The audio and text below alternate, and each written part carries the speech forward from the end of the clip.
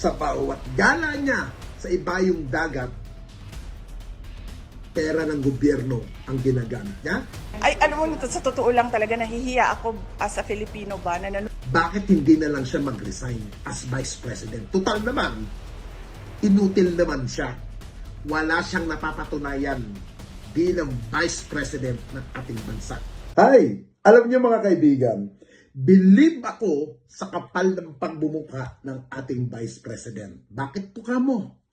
Sabihin ba naman niya, ikinakahiya niya daw ang pagiging Pilipino. Unang-una sa lahat, mga kapatid, ano bang nagawa niya para doon sa sinasabi niyang ikinakahiya niya ang pagiging Pilipino? Naupo siya sa loob ng 3 taon, almost magta-4 na taon na siya bilang Vice President natin, hanggang po ngayon, wala pang napapatunayan ang ating Vice President na si Sara Duterte.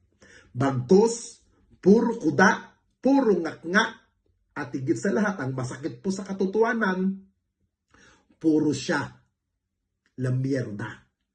At higit sa lahat, sa bawat lamierda niya, sa bawat gala niya sa ibayong dagat, pera ng gobyerno ang ginagamit niya, at kalapalit ng kanyang paggagasta ng pera ng mamamayan, puro paninira lamang. Bakit?